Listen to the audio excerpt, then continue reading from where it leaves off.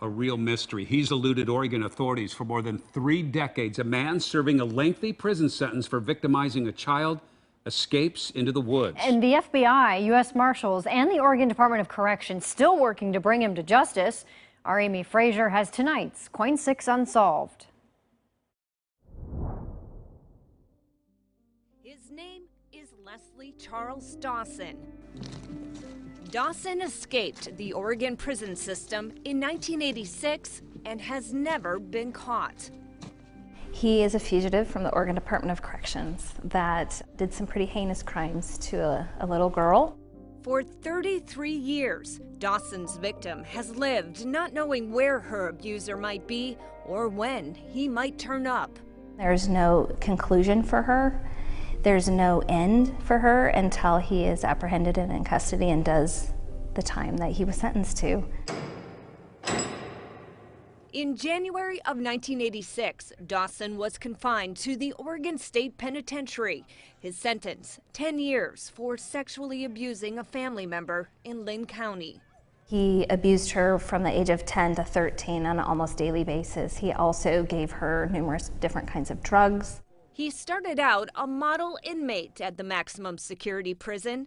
He stayed there, he worked in the kitchen, he kept his nose clean. So much so, after just 6 months, he was transferred here to the Oregon Department of Corrections South Fork Forest Camp, designed to teach prisoners life and work skills. The facility no longer allows prisoners convicted of sex crimes, but in the 80s, Dawson qualified.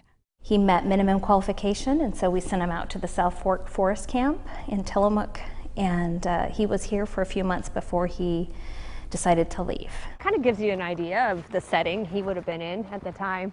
Yes, very small cabin. October 7th, 1986, corrections officers counted Dawson in his cabin at 4 a.m. But at their next inmate count, at 6 a.m., he was gone.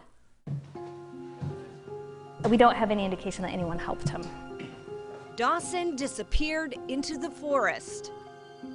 He also has a bit of an obsession with the military and survival skills. He has a great knowledge of weaponry and how to protect himself. So he has from the beginning been somewhat of a threat. So that's why we have U.S. Marshals and FBI involved. In fact, Dawson has been featured on the FBI's most wanted list. Has he had contact with anybody over the years? After he escaped in 1992, we believe he wrote letters to his parents that told about where he was, what he was doing, changed his hair color, maybe some plastic surgery was mentioned in those letters. Those letters were turned over by a sister in 1999, but no real facts to follow up to say that that's actually what happened.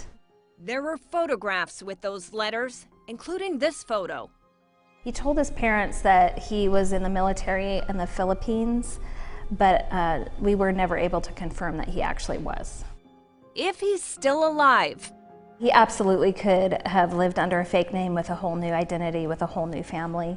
Dawson would now be 73 years old.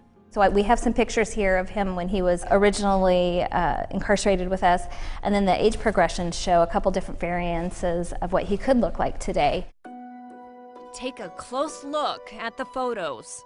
Think about who he's described as, this man that had an obsession with military, both within the United States and in the Philippines. His obsession with weapons and survival gear. If any of those things trigger, a tip would be most appreciated. In Tillamook, Amy Frazier. This is a puzzle we'll solve. Coin 6 News. And authorities say Dawson has connections to Illinois, California, and Louisiana, but could be anywhere. If you have a tip on this case, you're asked to call the Oregon Department of Corrections Inspector General's hotline.